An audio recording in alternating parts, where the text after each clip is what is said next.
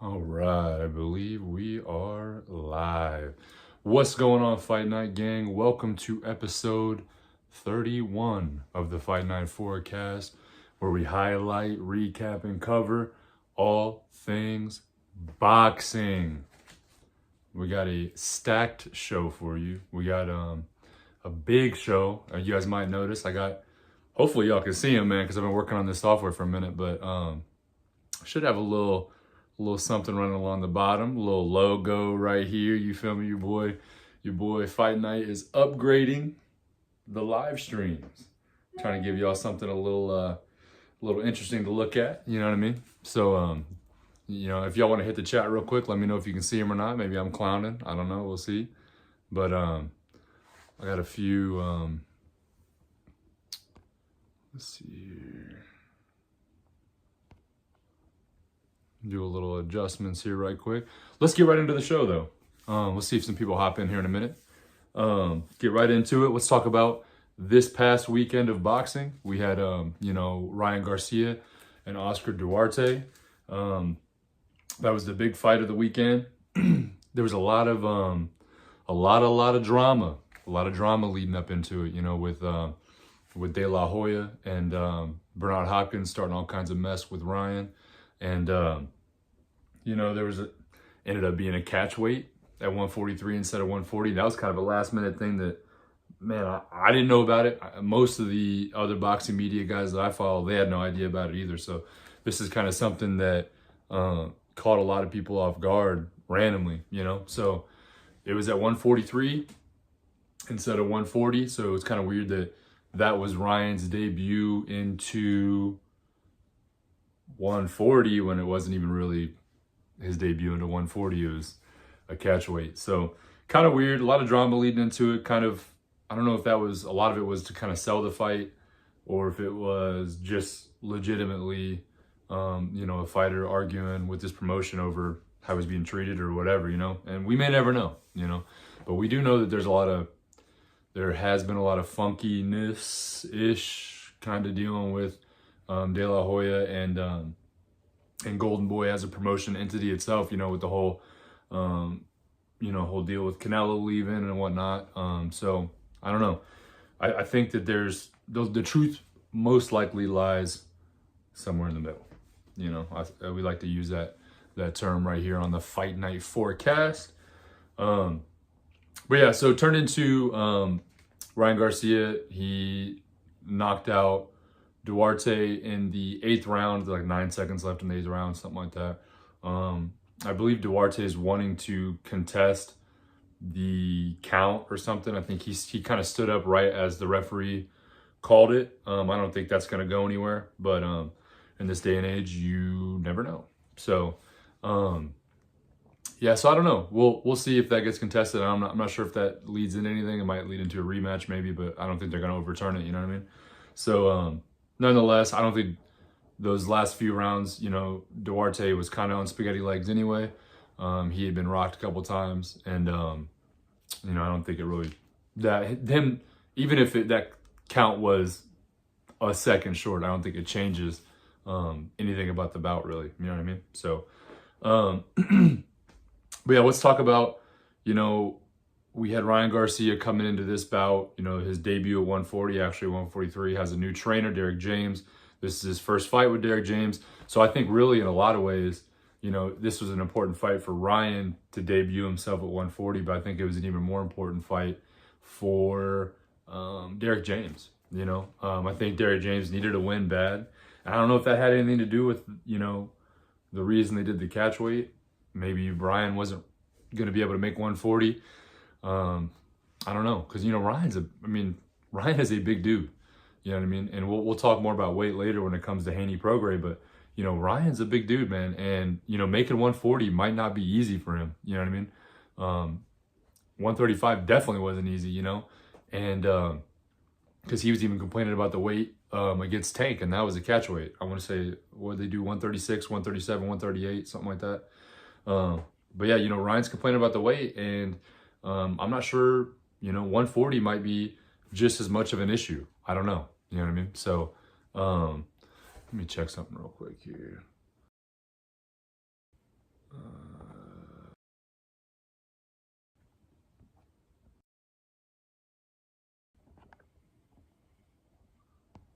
this on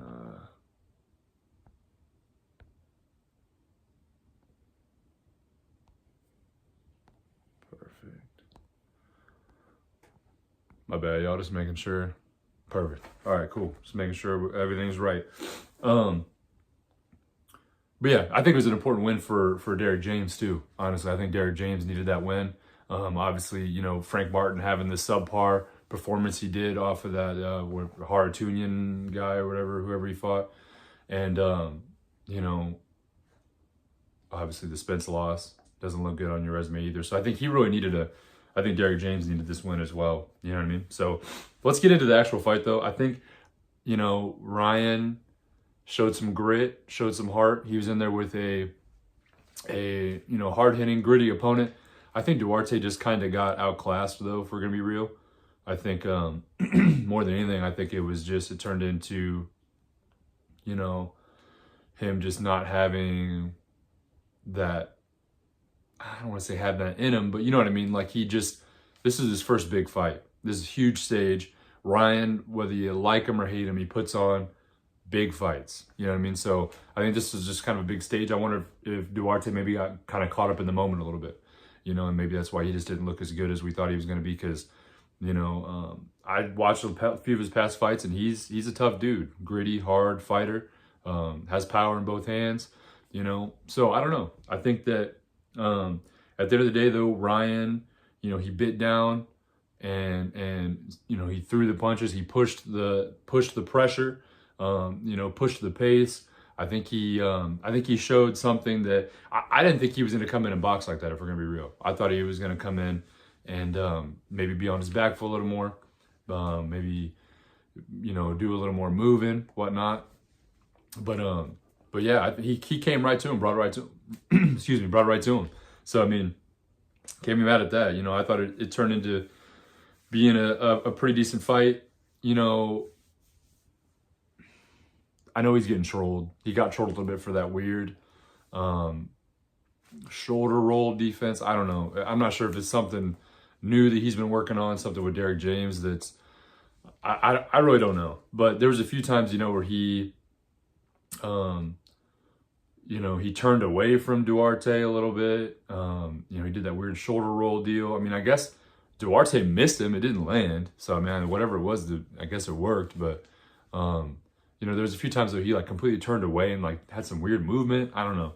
It was kind of just seemed like the whole deal was kind of a weird fight. But oh, I think I can show you guys the knockout right here. Let me see if I can do this right quick. Hold up. You know what I mean? Your boy's using his new tools. You feel me? Let's see. I'm pretty sure. See, y'all might be able to see this now. Let's see. Let's see if I can. There we go.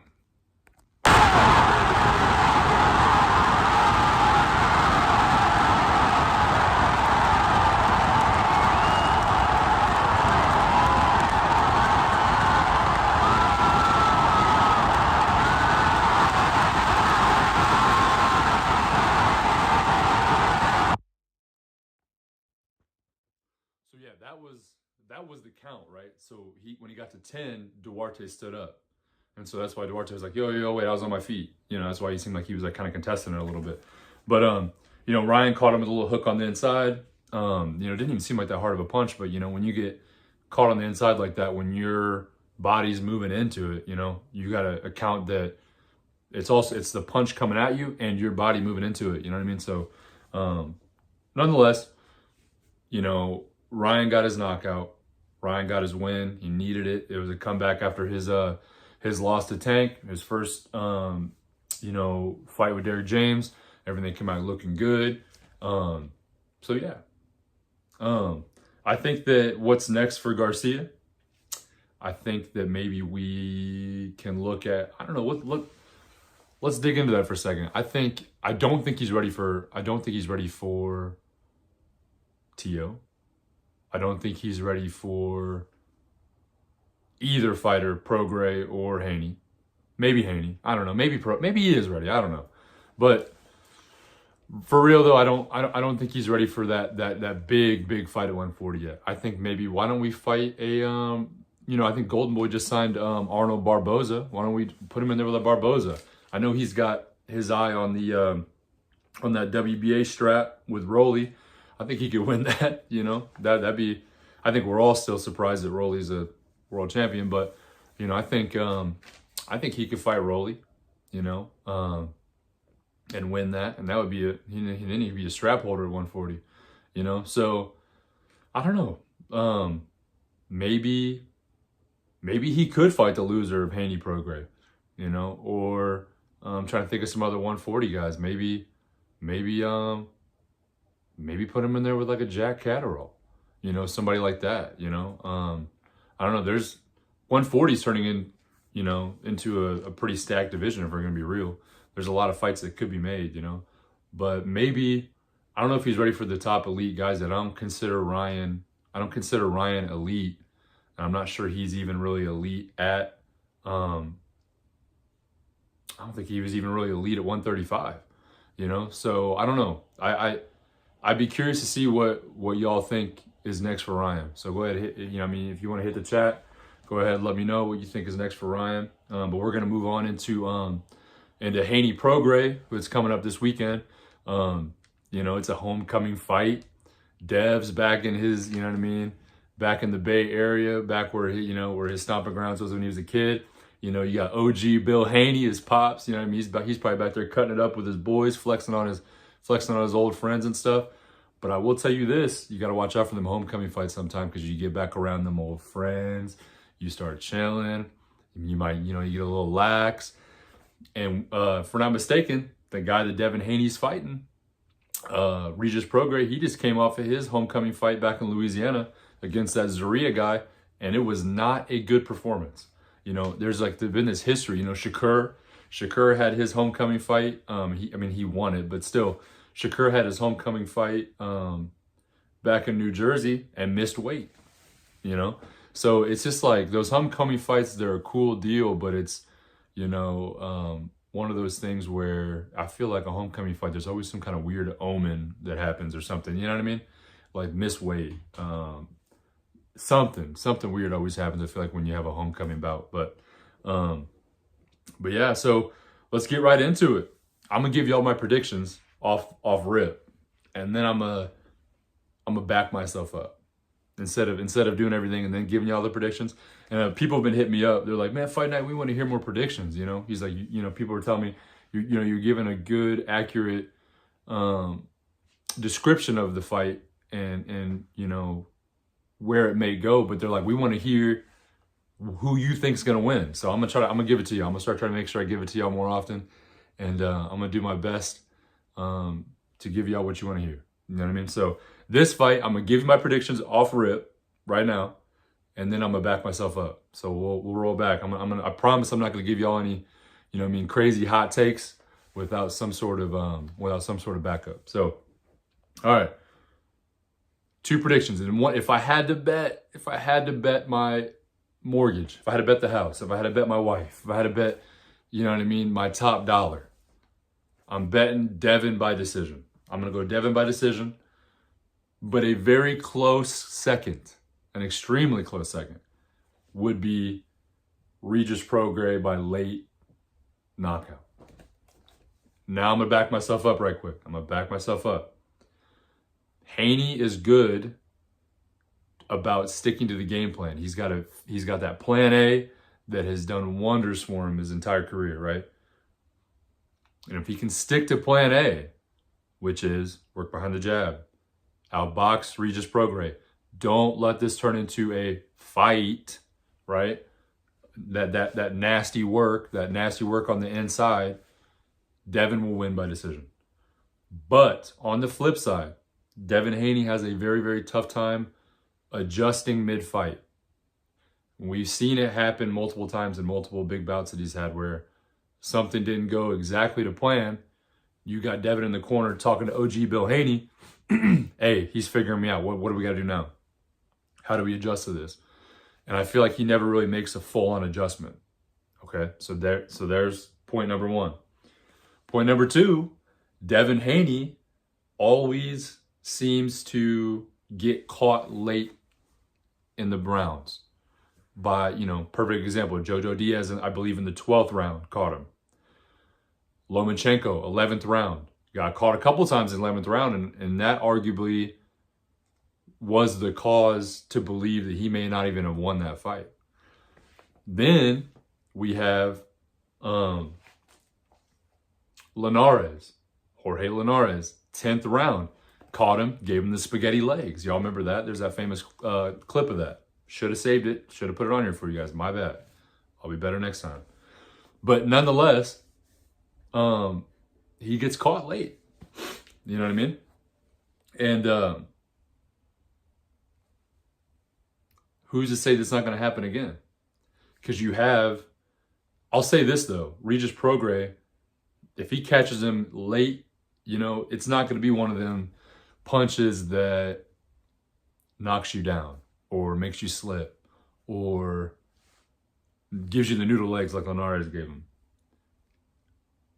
Prograis has that kind of power that will, if he catches you, especially catches you late, it's going to be the lights dim down, get dark, you're going to sleep. You know what I mean? Prograis got crazy power in both hands. You know, crazy power in both hands. So, and I think that if Prograis later in the bout can turn this into a fight, that nasty work on the inside, you know what I mean? That bite down in your mouth guard, I'm throwing. If he turns it into that late in the fight, I think that Devin will lose, and I think that it would likely be a KO. You know, so another point. I guess this would be point number 3. I guess Haney's not the same Haney against southpaws. Y'all can argue it all day, all night, to the left and to the right, but Haney struggles against southpaws. He struggled against Jojo Diaz. He struggled against Lomachenko. Arguably, some people say he lost. You know what I mean? Team Prograis in the presser yesterday was you know, screaming that left and right. You lost against Lomachenko. You lost against Lomachenko. You know, obviously he won, but a lot of people thought that was controversial. So, you know, so he struggles against southpaw. And guess who Regis Prograis is?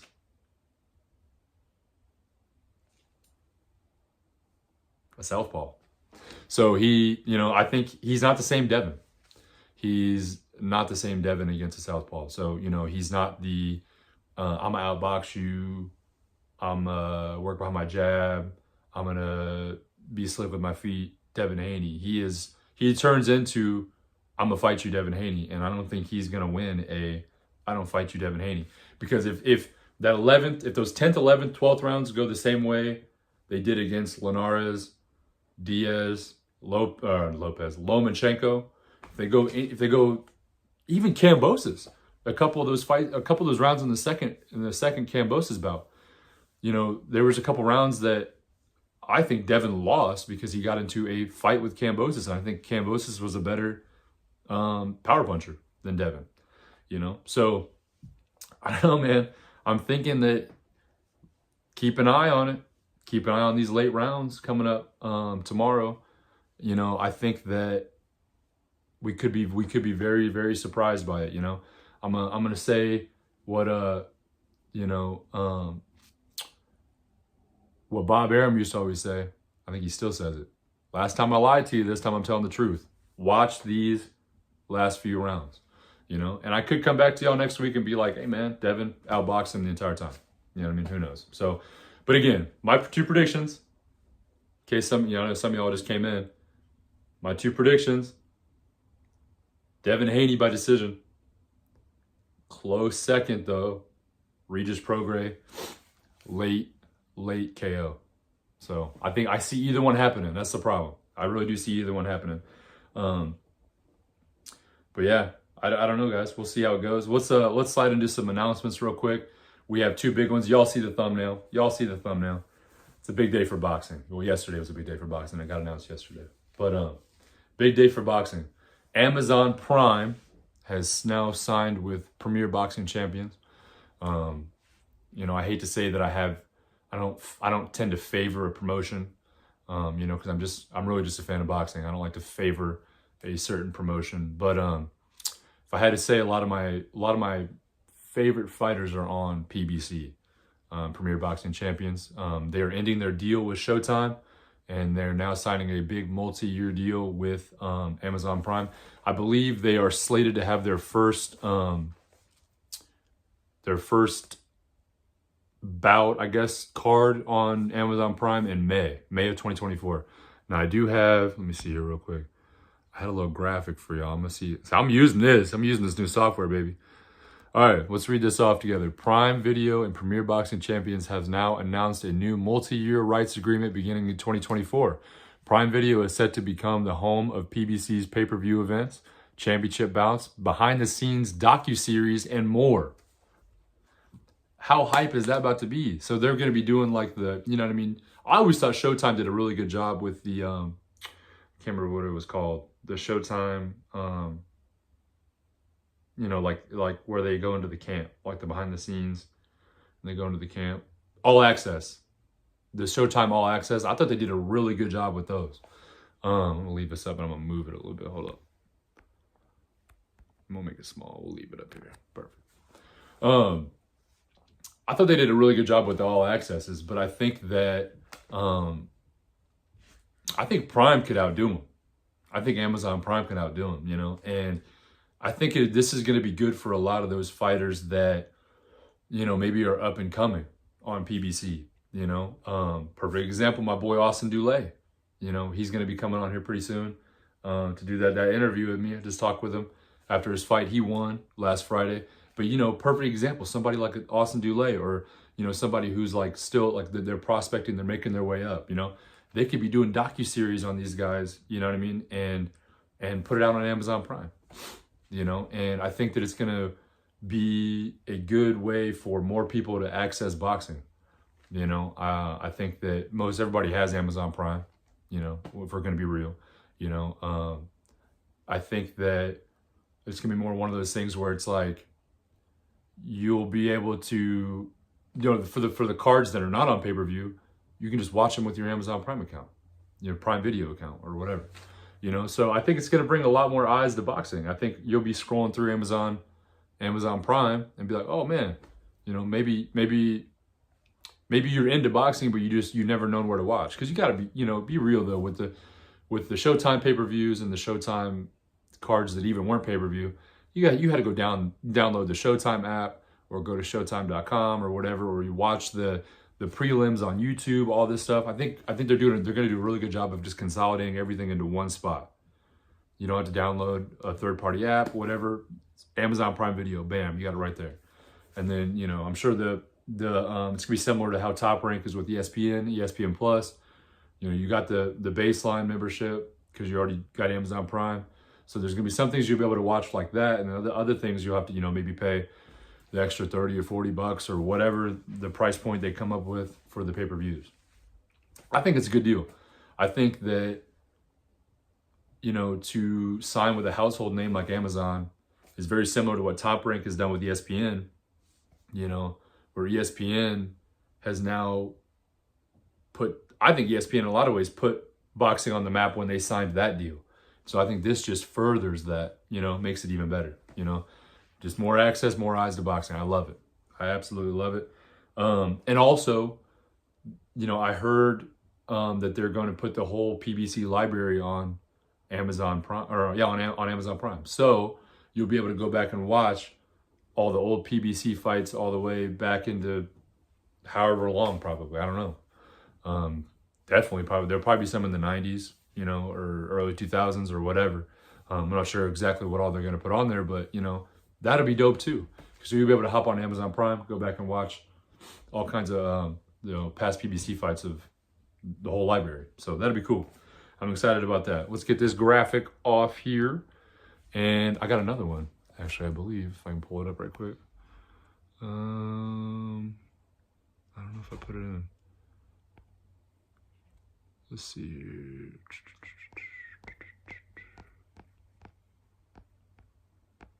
Give me 1 second. I don't know if I can find it. Anyway, we are looking at a new weight division being added. So the WBA and the WBC is now officially adding the 18th weight division.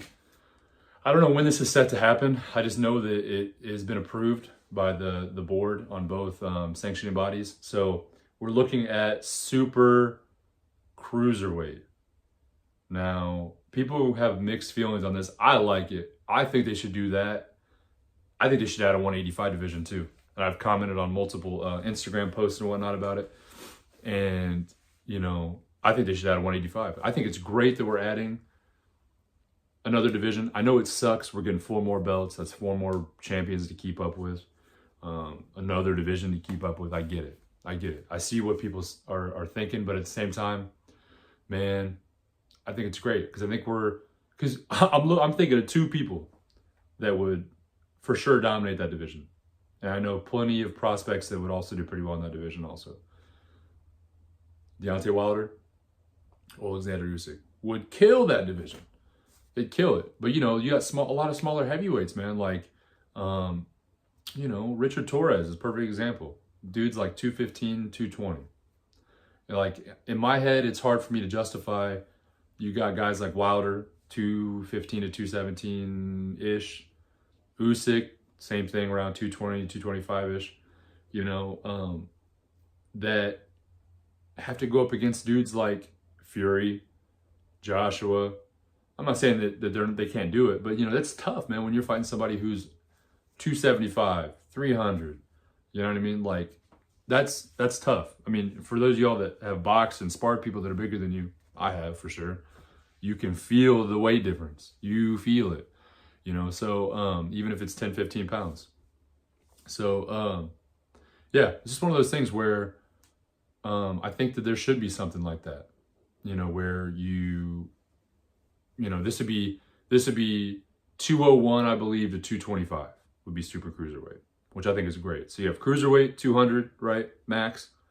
Then you have super cruiserweight 201 to 225. Then heavyweight would be 225 plus. So I think it's great. I think it's great. I like it. Let me check the chat here. I haven't been able to see the chat. I don't know how I feel about that with this new software. I don't know if there's some way for me to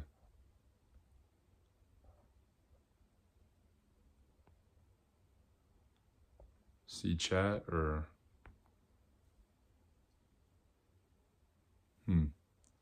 that's just another kink we'll have to work out.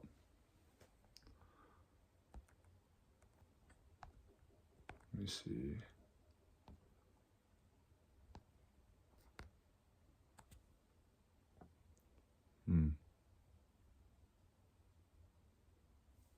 Anyway, we'll figure that out. Nonetheless, but yeah, so that new weight class is being added. Don't know when that's happening. When I find out more about it, obviously, y'all will be the first to know. It'll be live right here on the Fight Night Forecast. We do have a few bouts coming up pretty soon. We got that heavyweight division clash on the 23rd, Christmas Eve. That's coming up. Josh was on that card. Who else? Wilder's on that card. Daniel Dubois on that card. Jarrell Miller's on that card. Otto Wallin's on that card. Yeah, it's going to be a heavyweight clash. Jairo Pataya, I know he's a cruiserweight. He's going to be fighting on that card, defending his title. Don't know. I don't think they've announced his opponent yet, but that'll be coming soon. What else? Jake Paul fights on the 15th. Be prepared for that. That's coming up. He's fighting that Andre August guy. Pretty decent boxer. So we'll see. This is a good test for Jake Paul.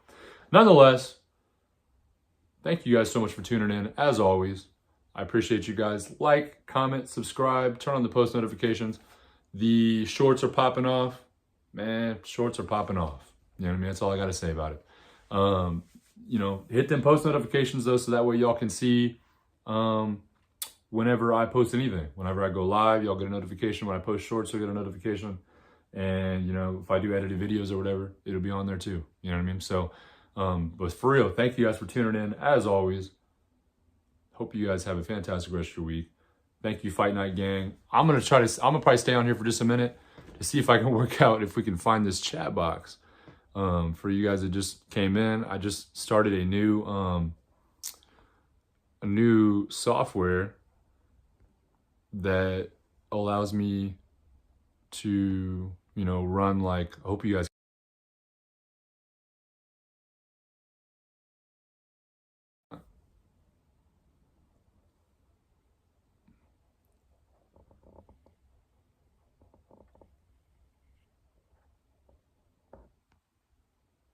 There we go. Perfect. Now I got it. Show chat view. Perfect. Chat testing. There we go. We got Playland. You got 4 people in here. What's up, y'all? Man, I'm in the episode. Y'all all slide in, man. That's crazy. But that's all right. It will be on for y'all here shortly if you guys want to go back and watch it later. I'm gonna upload it as a regular video. Yeah, now we can see it. I don't know. Maybe y'all Playland, if you don't mind, man. Can you actually see it in the video too? Can you see the chat?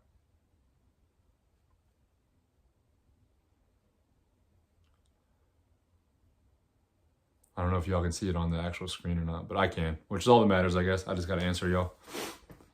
But yeah, for real. Oh, you can't see it in video. Okay, that's all right. But can you see all the graphics though? Like the the scroll on the bottom and the logo and everything.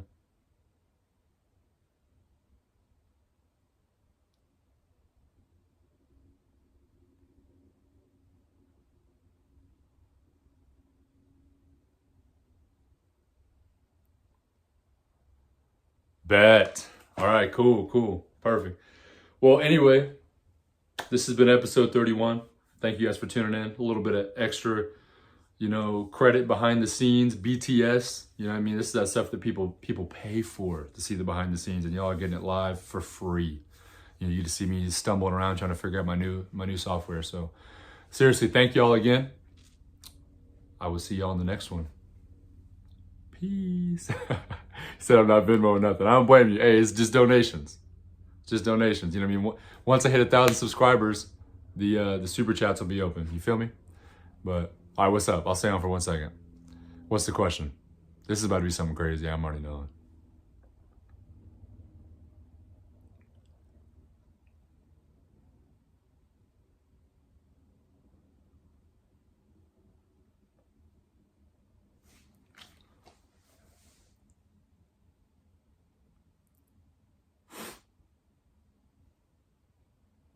That's a good point. Thank you for that question, actually. I don't know. I'm not sure what the Playland asked. Do you think the Amazon subscription will be affordable? That's a good point. That's a really good point. I think that Amazon has the overhead to be able to make it affordable, but we'll have to see if they try to stick us with it, man. Because right now, you're looking at, Showtime, they were doing like, for big fights, it was like $80, $90 a fight, and then like regular ones, they're doing like $59.99 or whatever, something that's not like a Tank and Ryan Garcia or something like that, you know what I mean? They were really sticking it to you. And it's tough because, someone like me, man, like I enjoy watching boxing, man, and it would turn in, if I watched every single pay-per-view that came on. I mean, sometimes you get 2 or 3 good pay-per-views a month, and Amazon is actually they're boasting that they're gonna do at least 2 big cards a month, is what Amazon was saying in the press release or whatever. So if you're thinking about 2 big cards a month, and that's just PBC, that's not Matchroom DAZN, that's not Top Rank ESPN, that's actually, you're not paying hundreds a month just to watch every bout you want to watch. So I'm actually interested to see what they come out with the price point. I'm sure we'll figure out pretty soon. They just signed the deal yesterday, so I'm sure there's a lot of back and forth still going on with that. But yeah, he said if it's around 20, that'd be nice. Yeah, I think that'd be nice too, man. I make it to where more people could watch. I think that if it was more affordable, you would probably deal with a lot less piracy, which everyone deals with.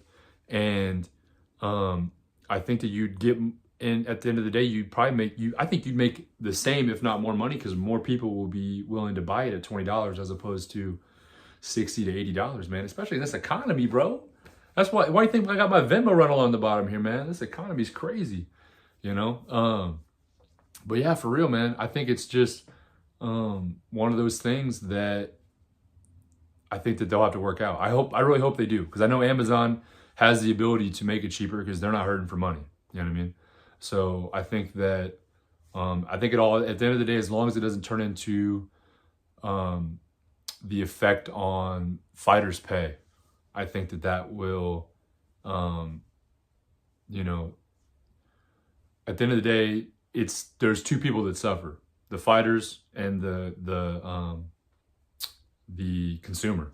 You know, because these guys, they're making their money one way or another. The promoters are making their money for sure. You know, the promotion companies, they all get their cut. But at the end of the day, you know, the last people to get paid are the fighters. You know what I mean? And then the people that suffer the most for paying all this is the consumers. You know what I mean? So I really think it does come down to, as long as it doesn't affect fighter pay, you know, where they get their salaries cut or whatever because of the pay-per-view being cheaper, or, you know, as long as it's not gouging the consumer, I think it's a win-win. You know what I mean? So, but all right, y'all. Thank you for that. That was actually a really good question. Thank you so much. I look forward to hopefully having a more set answer for that coming up. So, but yeah, appreciate y'all tuning in. Again, we'll roll through one more time. Like, comment, subscribe, turn on post notifications to see everything I'm posting. I'll have a good short out for you guys tonight. We did hit 600 subs. Thank you for putting that in the chat box. Yesterday we hit 600 subs. We're on the road to 1K, so tell a friend, tell your aunt, tell somebody, I don't know, tell somebody to subscribe to the Fight Night Forecast, man, because we're almost there. Once I hit 1,000, we'll be able to do even more cool creator tools and whatnot. And yeah, so thank you guys so much, man. It's a dream coming true. Every time I get on here, there's more and more people watching, more and more people subscribed. So seriously, you guys are making it happen. And I'm just gonna keep coming on here, giving y'all my amateur knowledge. My amateur knowledge as an amateur podcaster. You know what I mean? So, but for real, thank you guys for tuning in, and I will see y'all in the next one. Peace.